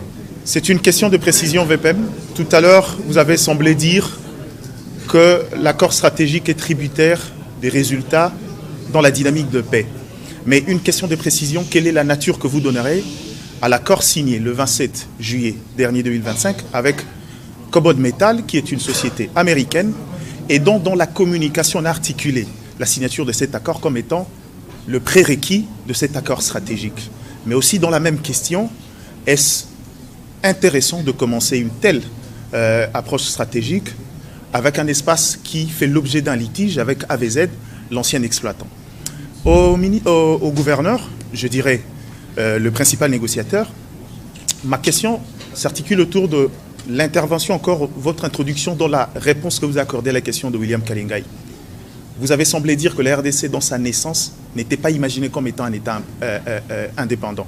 Donc, nos problèmes, peut-être notre faiblesse aujourd'hui est de l'ordre congénital. Quels sont les axes essentiels dans cet accord qui nous permet d'échanger ce prisme-là? Et est-ce qu'aujourd'hui, il y a quelque chose qui change pour que le monde, qui nous voyait comme une simple réserve, puisse changer son regard également sur l'évolution de cet État? Merci. Monsieur Kalanji, s'il vous plaît. Voilà, bonsoir tout le monde. Pour aller vite, tout droit au but, ma question a 2 volets. La première, vous avez très bien parlé, j'ai saisi, mais je m'inquiète un peu. Est-ce que vous avez... Did you have a timeline? J'ai compris que tout ce que vous avez dit était vrai, mais vous n'avez pas donné les limites. Quand est-ce que vous allez dire, bon, le Rwanda, nous vous donnons 3 mois, 1 mois, 6 mois pour libérer le Congo? Si vous ne quittez pas dans ce temps-là, voici les punitions qui vont tomber sur vous. Parce que quand vous dites qu'il y a la pression américaine, et comme le gouverneur l'a dit, il y a quand même cette crédibilité américaine. Oui, la crédibilité, on peut mettre la pression pendant 5 ans, 10 ans, 15, 20 ans. Et le Rwanda, nous connaissons leurs habitudes, ils risquent de refuser toujours de partir, et nous serons toujours en train de... Oh, on va parler, on va parler. Moi, je pense, si vous pouvez nous dire, est-ce qu'il y a un set time, when is it going to take for them to leave the Congo? C'est là, s'ils ne livrent pas de Congo, voilà les punitions que les États-Unis et le Congo vont implémenter sur eux. Voilà. Parce que nous connaissons Kagame. Deuxième volet. Maintenant, admettons qu'ils changent. Le Rwanda s'en va. Ils quittent le Congo, tout est calme, tout va bien. Ils partent dans 24 heures, comme Donald Trump l'a dit. Est-ce que vous pensez aussi que ça doit finir par là? Ils sont partis, c'est la paix du monde. Alors les 15 millions, 20 millions de morts congolais, y aura-t-il des punitions pour ce pays qui nous a détruits pendant 30 ans? Ou bien il n'y aura plus de punitions, ils vont chez eux, c'est la paix du monde, Jésus-Christ est vivant. Merci. Voilà. Merci, bien noté. Monsieur Moubenga, on termine par vous, s'il vous plaît. Merci pour la parole. Je m'adresse au gouverneur, qui est le principal négociateur. Dans ces deals ou dans ces partenariats stratégiques, parce que quand on parle de... Je ne suis pas le principal négociateur pour le partenariat stratégique. Ah, le partenariat stratégique RDC-États-Unis, c'est le vice-premier ministre, ministre de l'économie. Le cadre d'intégration économique régionale, c'est le gouverneur, mais ici, il intervient comme principal négociateur. Alors, je vais aller dans le cadre de l'intégration régionale. Nous voyons que, je ne sais pas si c'est une faiblesse, parce que autour de ces cadres d'intégration régionale, vous reposez peut-être votre argumentaire sur le fait que le Congo est sous-développé, il n'est pas équipé, il n'y a pas des infrastructures, et que chez les voisins ou les autres, on peut aller directement, il y a des raffineries au Rwanda, chez nous, il n'y en a pas, et nous pouvons prendre les minéraux chez nous et travailler de l'autre côté. Pendant... Oui, je ne sais pas si c'est... Allez-y, la question. Alors, quel est les timings pour la RDC de pouvoir se reconstruire où se construire, avoir des raffineries et avoir l'électricité parce qu'il y a un déficit majeur avec Inga et tout ça. On ne peut pas attendre, les entreprises américaines veulent directement venir travailler au Congo. Quel est le temps que vous, en tant que gouvernement, vous avez prévu pour que cela soit possible? Et pour la deuxième question, avec les partenariats stratégiques, la Chine est aujourd'hui un principal partenaire de la RDC. Quelle est sa place dans ces partenariats que vous venez de signer aujourd'hui? Est-ce qu'il y a un conflit entre les deux grandes puissances qui vont se battre chez nous et les bombes vont tomber sur nous, ou vous avez vraiment garanti aux Chinois que non, de toutes les façons, nous sommes avec les Américains, vous venez de temps en temps la nuit aussi prendre votre part? Voilà, merci pour vos questions. On va commencer. Allez-y alors, rapidement, Madame Rachel. Non. Au fait, c'est juste une petite question de précision, mais qui va compléter la question de mon collègue Kalonji. C'est sur la question des contraintes, le temps. Quand on lit l'accord sur la question, par exemple, du cadre d'intégration économique et régionale, il y a un deadline qui est donné dans cet accord. Après 3 mois après l'entrée en vigueur du présent accord, le cadre d'intégration économique régionale en plusieurs étapes sera défini dans un accord distinct. Vous avez l'accord, Monsieur le ministre. Il y a un délai qui est donné. Dans le cadre du mécanisme conjoint de coordination de sécurité, là aussi, il y a un délai qui est donné, 30 jours à compter de l'entrée en vigueur du présent accord.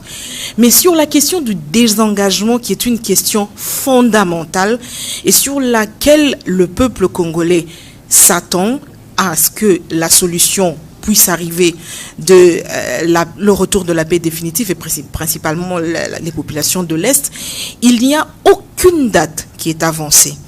Là, il est simplement dit que d'une manière séquencée et coordonnée avec le désengagement des forces, et comme les disposeront d'autres accords à venir, les partis appuient le désengagement, le désarmement et intégration des groupes armés non étatiques. Ça, c'est sur la question du désengagement.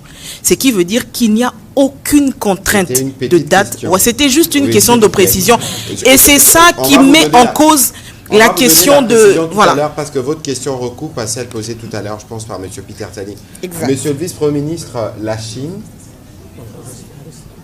qui est dans un challenge mondial avec les États-Unis, on va commencer par vous et le gouverneur va prendre les volets des questions qui le concernent et je terminerai par la question de M. Kalonji et de Mme Rachel. Allez-y, s'il vous plaît. Je pense que nous n'avons pas signé un accord pour remplacer un partenaire par un autre. La position de la République démocratique du Congo, c'est que nous avons intérêt à diversifier nos partenariats. Nous avons un cadre de coopération entre la République démocratique du Congo et la Chine qui est en vigueur, qui permet aujourd'hui d'ailleurs de financer un certain nombre de projets d'infrastructures qui sont en cours. Regardez ce qui se passe sur la RN1.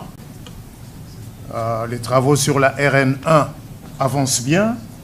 Les travaux sur les 2 rocades à Kinshasa avancent. C'est des financements du programme sino-congolais. Parlons justement des ressources minières. Qu'est-ce que nous avons, disons, entre 2000 et 2025, c'est-à-dire sur les 25 dernières années, qu'est-ce que nous avons réalisé comme découverture pour savoir s'il n'y a pas encore une mine d'une certaine importance ici ou là? Pas grand-chose. Donc, ne considérons pas qu'il y a un potentiel limité et que sur ce potentiel limité, nous allons nous mettre au milieu de 2 géants qui vont se battre en nous piétinant. La collaboration avec la Chine, elle se poursuit dans un certain nombre de domaines. Le président de la République a pris part aux travaux du FOCAC, du Forum de coopération entre la Chine et l'Afrique. Moi-même, il y a quelques semaines, il y a quelques jours, je pense, j'ai pris part à un forum de coopération, économique entre la Chine et l'Afrique. Donc, ça, c'est un cadre qui existe. Et regardez ce que nous avons mis dans ce texte. Et là, je peux répondre à une question qui a été posée au sujet de Cobalt et des autres entreprises. L'accord n'a pas été fait pour une entreprise ou pour un projet particulier. Il est fait, c'est un cadre général qui a, entre autres choses, pour objectif, et je voudrais le répéter encore, entre autres choses pour objectif, dans le domaine économique et commercial, d'ouvrir un peu plus l'espace de la RDC aux investisseurs américains, pas seulement aux investisseurs américains, parce que l'accord parle également d'entités alignées, c'est-à-dire des investisseurs qui sont en bon terme avec les États-Unis d'Amérique et qui peuvent donc venir, qui sont éligibles autant que les entreprises américaines à ce qui est prévu. Mais l'accord va au-delà du commerce et de l'économie. L'accord parle également de coopération dans le domaine technologique, dans le domaine de la science, dans le domaine de l'éducation, tout comme l'accord parle des aspects de sécurité et de défense qui sont prévus dans un document à part qui a été signé, comme on l'a rappelé également ici. Et justement, cette question de Cobalt, je sais, voilà, avec AVZ et ainsi de suite, l'un des objectifs recherchés dans cet accord, c'est aussi de rendre l'environnement d'affaires de la RDC un peu plus lisible, un peu plus prévisible pour les investisseurs. Et à cet effet, l'accord a prévu que, plutôt que de créer des incitations dans l'accord, les incitations aux investisseurs sont prévues dans une loi. Et nous allons utiliser une loi existante, la loi 13-005 de janvier 2014. Pour la petite histoire, c'est une loi qui avait été promulguée pour donner une assise légale au programme sino-congolais. Parce que c'est une loi qui fixe les facilités douanières, fiscales, parafiscales et de change pour les entreprises ayant conclu un accord de coopération avec la République démocratique du Congo. Donc, avec nos partenaires américains, on a convenu que c'est cette même loi qui va subir des amendements pour lui donner un caractère beaucoup plus global et prévoir dans cette loi des dispositions qui vont rassurer davantage les investisseurs. Je vous donne un simple exemple. Nous avons la loi sur la TVA qui prévoit que pour les miniers, la TVA remboursable doit être remboursée dans les 30 jours. En réalité, monsieur le gouverneur de la Banque centrale sait que nous traînons une enveloppe assez consistante de TVA devant être remboursée, mais qui n'est pas remboursée dans le délai, et cela met à mal la trésorerie de ces entreprises. Donc nous allons essayer de prendre en compte ces remarques, ces observations qui sont faites par nos partenaires pour amender la loi, de manière à ce que cette loi, de la même manière que le Code minier dispose d'un cadre unique qui rassure, qui stabilise le climat d'affaires au profit des entreprises qui investissent en République démocratique du Congo. Donc nous voulons offrir, mais il est évident, parce que c'est une loi, on ne va pas dire que c'est une loi qui est faite pour les entreprises américaines. C'est une loi qui sera faite pour toutes les autres entreprises qui veulent investir en République démocratique du Congo. Alors, monsieur le gouverneur, rapidement, pour ce qui vous concerne. Ok, je voulais juste faire une petite... rajouter quelque chose sur Cobalt Metals, parce que Cobalt Metals faisait partie des... on va dire des éléments de jugement que le gouvernement américain voulait tester par rapport à notre volonté d'aller dans ce partenariat stratégique avec eux. Je vous le dévoile aujourd'hui. Et nous avons trouvé une astuce. Nous avons dit, nous sommes en litige. La République démocratique du Congo est en litige avec AVZ, en arbitrage quelque part. Ce que nous on fait, c'est que si vous nous garantissez que vous allez régler ce litige entre Cobalt et AVZ, nous vous donnons l'accès au lithium. Et ça marchait. Ça veut dire que nous nous sommes retrouvés ici aux États-Unis, Cobalt, AVZ et les autorités américaines, et nous avons fait la proposition de la sortie de crise sur le lithium de Manono avec AVZ. Et ça a été accepté comme tel, et c'est comme ça que Cobalt, au fait, a signé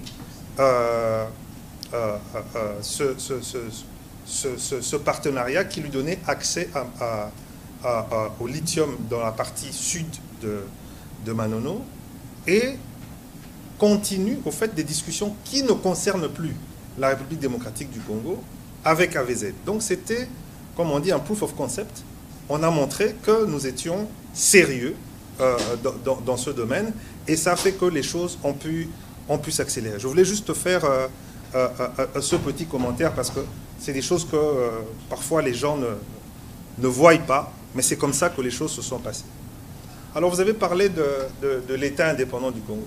Justement, c'est un anachronisme parce que indépendant, nous ne l'étions pas, mais c'était plutôt indépendant pour les autres. Et c'est ce que je disais. Pendant toutes ces années, à chaque fois que, à la faveur d'une révolution industrielle, le monde marchand, je n'aime pas appeler ça le monde capitaliste, puisque les Chinois ne le sont pas, mais ils font partie du monde marchand, a eu besoin de nos matières premières, ils se sont passés de nous. Ils sont venus, ils ont puisé, ils sont partis. Et le dernier cas en date, c'est en 1996. Ils sont venus, ils ont puisé, ils sont partis. Et ça a duré comme ça 30 ans. Et on nous a dit que non, vous avez des problèmes politiques, hein, qu'il faut vous rassembler, c'est un problème congolo-congolais. On nous a dit que c'était un problème d'intégration d'une communauté. On nous a dit... Mais la réalité, ce n'était pas ça. La réalité, c'est l'accès à nos ressources. Et une fois qu'on l'a compris, c'est-à-dire qu'il faut qu'on sépare ce qui peut concerner nous, les Congolais, en tant que nation, qu'on le traite à part. Et c'est ça que le président de la République fait maintenant. Il dit, les problèmes politiques, ça peut exister. Mais la crise qui est celle du Kivu, telle qu'on la connaît là, l'origine, ce n'est pas du tout un problème politique. C'est un problème d'accès à nos ressources, et nous allons le traiter à la racine. On va traiter à la racine avec qui? Avec le patron du monde occidental, avec les États-Unis d'Amérique. Tout simplement. Tout simplement. Et c'est comme ça qu'on a cet accord à Washington. Et ça marque un tournant parce que pour la première fois, et je le dis encore, c'est pour la première fois que pour discuter de l'accès à nos matières premières stratégiques, on discute avec nous-mêmes. On vient discuter avec nous. Alors que ça n'a, je vous ai montré historiquement que ça n'a jamais été le cas. Si vous avez un autre exemple où on a fait des partenariats comme l'Arabie Saoudite l'a fait avec les États-Unis sur le pétrole, sur notre uranium, sur notre cuivre, sur notre caoutchouc, vous venez me le dire. Moi, je peux remonter aussi loin de notre histoire, je ne connais pas ça. Maintenant que ça se fait, je dis encore une fois que c'est de notre responsabilité. il faudrait qu'on élève le débat, qu'on élève le niveau dans lequel nous devons placer notre pays, pour qu'on puisse mettre de côté les querelles qui puissent exister et se dire qu'en face de ce qui touche notre nation par rapport à ces questions-là, que nous puissions nous montrer responsables. Voilà. Oui. J'allais juste finir. Allez-y, terminez. Oui, la question de timeline.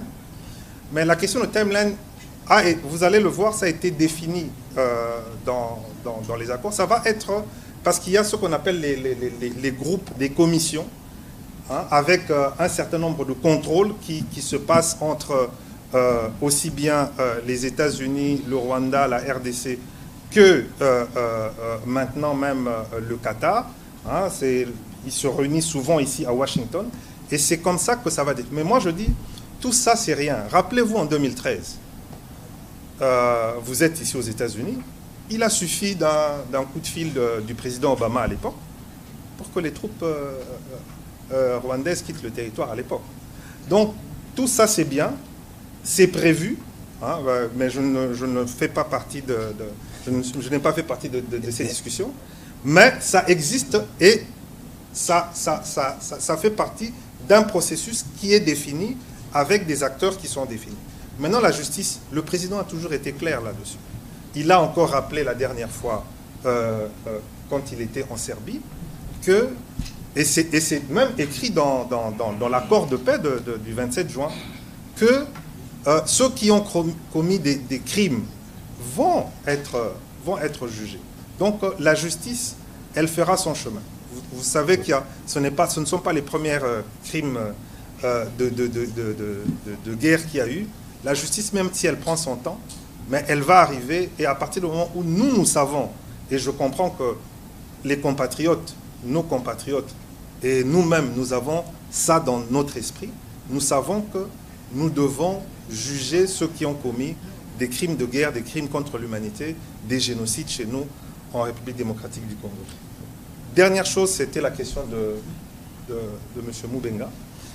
C'était par rapport à est-ce que l'exploitation de nos ressources, puisque nous n'avons pas les infrastructures, si ça va continuer à se faire au Rwanda, quand est-ce que nous allons le faire? Mais c'est pour cela que, d'abord, je voulais revenir à cette question de minerais et la réaffirmation de nos lois, notamment le code minier. Vous savez que le code minier interdit l'exportation des matières premières brutes.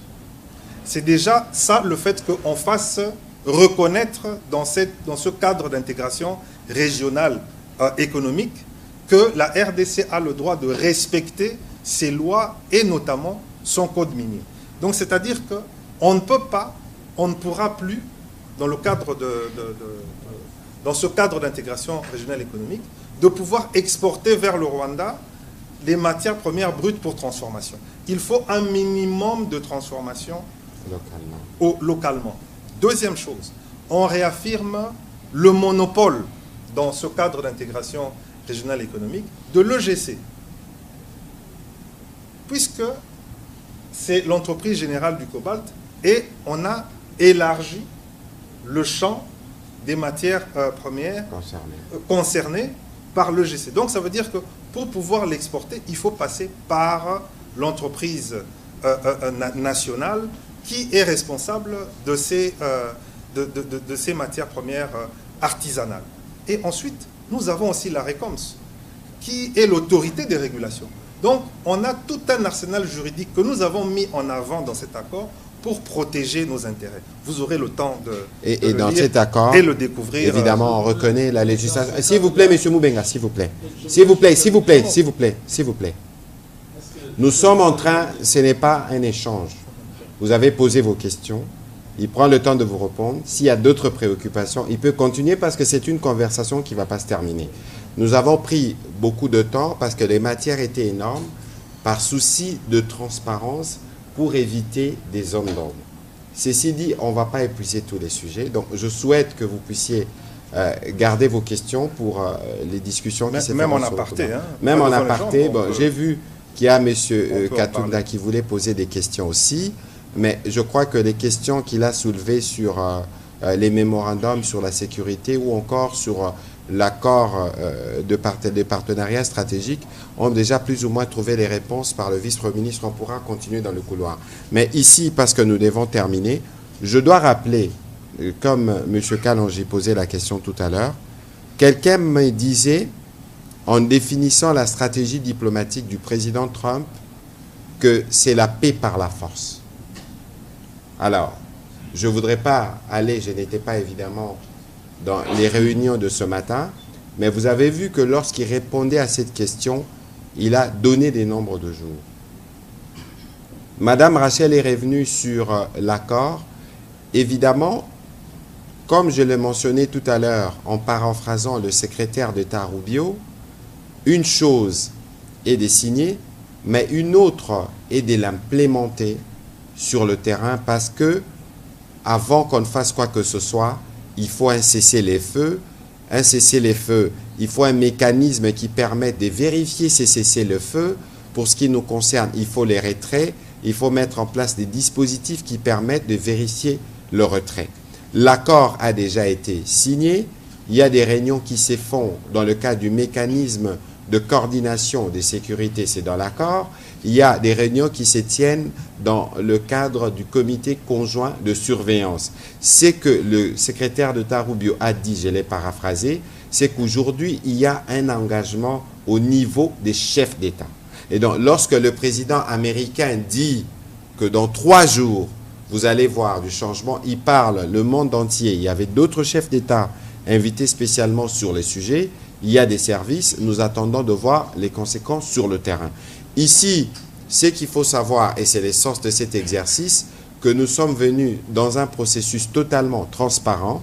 Et d'ailleurs, toutes les signatures qui se sont faites aujourd'hui, le président de l'Assemblée nationale, accompagné des élus nationaux, ont participé, parce que nous avons une dimension parlementaire qui suivra. Ici, le souci principal, c'est de vous montrer que nos lignes rouges, en ce qui concerne l'intégrité territoriale de la RDC, ont été tenues. En ce qui concerne la souveraineté sino-minerais, ont été tenues. En ce qui concerne, évidemment, le rapport 50-50 que nous devons avoir avec les gouvernements américains, ont été tenus. Que les Congolais qui nous suivent à Kinshasa et partout dans le monde, en commençant ici par les États-Unis, notent que nous sommes venus ici sur un temps de gravité. Je pense que vous avez vu plus ou moins quelqu'un parler de body language ici, du président de la République. Nous serons pleinement satisfaits le jour où nos populations dans les partis qui sont sous occupation recouvreront la paix. C'est la quête dans laquelle nous sommes. Nous avons franchi des pas importants pour ces jours historiques. On parle d'un conflit des 30 ans, mais aujourd'hui nous pensons que nous sommes à la porte qui va nous amener vers le règlement définitif pour aller vers le développement. C'est ici les lieux de saluer la médiation américaine, l'implication du président Trump, parce que lui-même a pris le dossier à bras-le-corps. Et nous pensons que tout ce qui a été dit ici, monsieur le vice-premier ministre, va devenir réalité. Je ne vous donne pas des mots de la fin parce que vous avez déjà tout dit, sauf s'il y a un petit commentaire particulier. Monsieur le vice-premier ministre? Non, je pense que tout a été dit, mais le dialogue va continuer. Le plus important, je pense que c'est le fait que ce qui est fait se fait dans la transparence. Tout à fait. Les documents, certains d'entre eux sont déjà disponibles. Et vous, les amis de la presse, je suis sûr que vous avez déjà pu avoir accès à ces documents. Évidemment, il y a certains documents qui ne peuvent pas être mis sur la place publique pour des raisons évidentes. Mais il est évident qu'il y a un caractère global qui est peut-être on va dire la nouveauté dans ce qui a été fait aujourd'hui, parce que la discussion que nous venons d'avoir, l'échange que nous venons d'avoir, révèle bien qu'on parle à la fois d'économie, on parle de sécurité, on parle de la coexistence pacifique avec les États voisins, mais on parle aussi, et ça, il est important que les Congolais le retiennent, on parle aussi du fait que le point de départ pour que tout ceci se mette en place, c'est la paix c'est le retrait des troupes rwandaises, c'est la restauration de l'autorité de l'État congolais sur l'ensemble du territoire national. Merci beaucoup, Monsieur le Vice-Premier ministre. Merci, Monsieur le Gouverneur. Je rappelle que vous intervenez pas ici comme gouverneur, mais plutôt comme l'un des principaux négociateurs pour ce qui concerne le cadre d'intégration économique régionale. Merci à vous d'avoir été patient. La journée a été longue, mais il était de notre devoir de remplir aussi ces devoirs, permettez la tautologie, de redevabilité. Merci et bonne soirée chez vous. Merci. C'était long, mais c'était utile. C'était utile parce que là,